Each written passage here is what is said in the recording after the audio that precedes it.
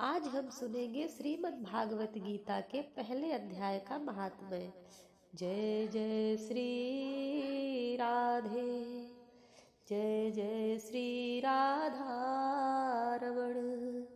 श्री पार्वती जी ने कहा, भगवान आप सब तत्वों के ज्ञाता हैं। आपकी कृपा से मुझे श्री विष्णु संबंधी नाना प्रकार के धर्म सुनने को मिले हैं, जो समस्त लोगों का उद्धार करने वाले हैं। देवेश, मैं अब गीता का महात्म्य सुनना चाहती हूँ, जिसका श्रवण करने से श्री हरि में भक्ति बढ़ती है। श्री महादेव जी बोले, जिनका श्री विग्रह अलसी के फूल की भांति श्याम वर्ण का है, पक्षी राज गरुड़ ही जिनके वाहन हैं, जो अपनी महिमा से कभी च्युत नहीं होते तथा शेषनाग की शैया पर शयन करते हैं, उन भगवान महाविष्णु की हम उपासना करते हैं।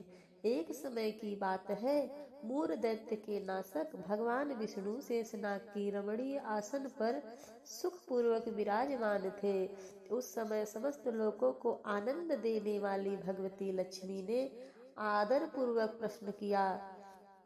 श्री लक्ष्मी जी ने कहा, भगवान आप संपूर्ण जगत का पालन करते हुए भी अपने ऐश्वर्य के प्रति उदासीन से होकर जो इस क्षीर सागर में नींद ले रहे हैं, इसका क्या कारण है? श्री भगवान बोले, सुमुखी, मैं नींद नहीं लेता हूँ, अपितु तत्व का अनुसरण करने वाली अंतदृष्टि के द्वारा अपने ही महेश्वर तेज का साक्षात्कार कर रहा हूँ। देवी, यह वही तेज है जिसका योगी पुरुष कुशाग्र बुद्धि के द्वारा अपने अंतःकरण में दर्शन करते हैं तथा जिसे मीमांसक विद्वान वेदों का सार तत्व निश्चित करते हैं।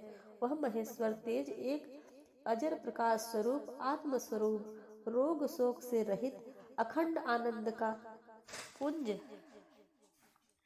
निष्पंद निरीह तथा दैत्य रहित है। इस जगत का जीवन उसी के अधीन है, मैं उसी का अनुभव करता हूँ। देवेश्वरी, यही कारण है कि मैं तुम्हें नींद लेता सा प्रतीत हो रहा हूँ।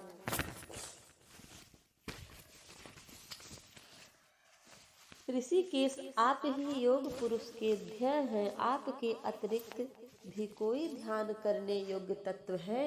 यह जानकर मुझे बड़ा कौतूहल हो रहा है। इस चराचर जगत की सृष्टि और संहार करने वाले स्वयं आप ही हैं। आप सर्वसमर्थ हैं। इस प्रकार की स्थिति में होकर भी यदि आप उस परम तत्व से भिन्न हैं, तो मुझे उसका बोध कराइए। श्री भगवान बोले, प्रिय, आत्मा का स्वरूप द्वैत और अद्वैत से पृथक भाव और अभाव से मुक्त आदि और अनंत से रहित है। शुद्ध ज्ञान के प्रकाश से उपलब्ध होने वाला तथा परमानंद स्वरूप होने के कारण एकमात्र सुंदर है। वही मेरा ईश्वरीय रूप है। आत्मा का एक तत्व ही सबके द्वारा जानने योग्य है। गीता शास्त्र में इसी का प्रतिपादन हुआ है। अमित तेजस्वी भगवान विष्णु के ये वचन सुनकर लक्ष्मी देवी ने शंका उपस्थित करते हुए कहा, भगवान, यदि आपका स्वरूप स्वयं परमानंदमय और मनवाणी की पहुँच के बाहर है, तो गीता कैसे उसका बोध कराती है? मेरे इस संदेह का आप निवारण कीजिए। श्री भगवान बोले, सुंदरी सुनो, मैं गीता में अपनी स्थिति का वर्णन करता हूँ। क्रमशः 5 अध्यायों को तुम 5 मुख जानो, 10 अध्यायों को 10 भुजा समझो तथा 1 अध्याय को उदर और 2 अध्यायों को दोनों चरण कमल जानो। इस प्रकार यह 18 अध्यायों की वाणंगमयी ईश्वरी मूर्ति की समझनी चाहिए। यह ज्ञान मात्र से ही महान पातकों का नाश करने वाली है। जो उत्तम बुद्धि वाला पुरुष गीता के 1 या आधे अध्याय का अथवा 1 आधे या चौथाई श्लोक का भी प्रतिदिन अभ्यास करता है, वह सुशर्मा के समान मुक्त हो जाता है। श्री लक्ष्मी जी ने पूछा, देव, सुशर्मा कौन था? किस जाति का था और किस कारण से उसकी मुक्ति हुई? श्री भगवान बोले, प्रिय, सुशर्मा बड़ी खोटी बुद्धि का मनुष्य था। पापियों का तो वह शिरोमणि ही था। उसका जन्म वैदिक ज्ञान से शून्य एवं क्रूरतापूर्ण कर्म करने वाले ब्राह्मणों के कुल में हुआ था। वह ध्यान करता था, न जप करता था, न होम करता था। अतिथियों का सत्कार वह लंपट न करता था और वह लंपट होने के कारण सदा विषयों के सेवन में ही आसक्त रहता था। हल जोतता और पत्ते बेचकर जीविका चलाता था। उसे मदिरा पीने का व्यसन था तथा वह मांस भी खाया करता था। इस प्रकार उसने अपनी जीवन का दीर्घकाल व्यतीत कर दिया। एक दिन मूढ़ बुद्धि सुशर्मा पत्ते लाने के लिए किसी ऋषि की वाटिका में घूम रहा था। इसी बीच में काल रूपधारी काले सांप ने उसे डस लिया। सुशर्मा की मृत्यु हो गई। तदंतर वह अनेक नरकों में जा वहां की यातनाएं भोग कर मृत्यु लोक में लौट आया और वहां बोझ ढोने वाला बैल हुआ। उस समय किसी पंगु ने अपने जीवन को आराम से व्यतीत करने के लिए उसे खरीद लिया। बैल ने अपनी पीठ पर पंगु का भार ढोते हुए बड़े कष्ट से 7-8 वर्ष बिताए। एक दिन पंगु ने किसी ऊंचे स्थान पर बहुत देर तक बड़ी तेजी के साथ उस बैल को घुमाया। इससे वह थक कर बड़े वेग से पृथ्वी पर गिरा और मूर्छित हो गया। इस समय वह कुतूहलवश आकृष्ट हो बहुत से लोग एकत्रित हो गए। उस जन समुदाय में से किसी पुण्यात्मा व्यक्ति ने उस बैल का कल्याण करने के लिए उसे अपना पुण्य दान किया। तब पश्चात कुछ दूर से लोगों ने भी अपने अपने पुण्यों को याद करके उन्हें उसके लिए दान किया। उस भीड़ में एक वेश्या भी खड़ी थी। उसने अपने पुण्य का पता नहीं था उसे अपने पुण्य का पता तो नहीं था, तो भी उसने लोगों की देखा देखी उस बैल के लिए कुछ त्याग किया। तदंतर यमराज के दूत उस मरे हुए प्राणी को पहले यमपुरी में ले गए। वहां एक विचार कर कि यह वेश्या के दिए हुए पुण्य से पुण्यवान हो गया है, उसे छोड़ दिया गया। फिर वह भूलोक में आकर उत्तम कुल और शील वाले ब्राह्मणों के घर में उत्पन्न हुआ। उस समय भी उसे अपने पूर्व जन्म की बातों का स्मरण बना रहा। बहुत दिनों के बाद अपने अज्ञान को दूर करने वाले कल्याण का तत्व का जिज्ञासु होकर वह उस वेश्या के पास गया और उसके दान की बात बतलाते हुए उसने पूछा, तुमने कौन सा पुण्य दान किया था? वेश्या ने उत्तर दिया, वह पिंजरे में बैठा हुआ तोता प्रतिदिन कुछ पढ़ता है, उससे मेरा अंतकरण पवित्र हो गया है।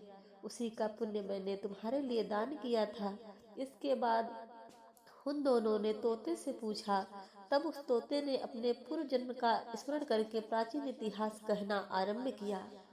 सुख बोला, पूर्व जन्म में मैं विद्यमान होकर भी विद्वता के अभिमान से मोहित रहता था। मेरा राग द्वेष इतना बढ़ गया था कि मैं गुणवान विद्यमानों के प्रति भी स्या भाव रखने लगा। फिर समयानुसार मेरी मृत्यु हो गई और मैं अनेकों घृणित लोकों में भटकता फिरा। उसके बाद इस लोक में आया। सदरु की अत्यंत निंदा करने के कारण तोते के कुल में मेरा जन्म हुआ। पापी होने के कारण छोटी अवस्था में ही मेरा माता पिता से वियोग हो गया।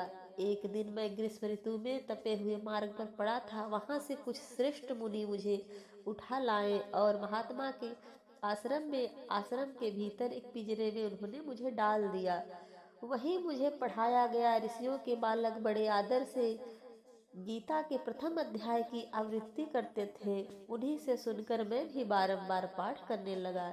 इसी बीच में एक चोरी करने वाले बहेलिये ने मुझे वहां से चुरा लिया। तब पश्चात इस देवी ने मुझे खरीद लिया। यही मेरा वृत्तांत है जिसे मैंने आप लोगों से बता दिया। पूर्व काल में मैंने इस प्रथम अध्याय का अभ्यास किया था, जिससे मैंने अपने पापों को दूर किया है। फिर उसी से इस वेश्या का भी अंतकरण शुद्ध हुआ है और उसी के पुण्य से द्विज श्रेष्ठ सुशर्मा भी पाप मुक्त हुए। इस प्रकार परस्पर वार्तालाप और गीता के प्रथम अध्याय के महात्म्य की प्रशंसा करके वे तीनों निरंतर अपने अपने घर पर गीता का अभ्यास करने लगे। फिर ज्ञान प्राप्त करके वे मुक्त हो गए। इसलिए जो गीता के प्रथम अध्याय को पढ़ता है, सुनता है तथा अभ्यास करता है, उसे इस भवसागर को पार करने में कोई कठिनाई नहीं होती। जय जय श्री राधे राधे, जय जय श्री राधा रमण, जय जय श्री राधारमण, जय जय श्री राधे राधे, जय जय श्री राधे राधे। बोलो जय जय श्री राधे राधे राधे।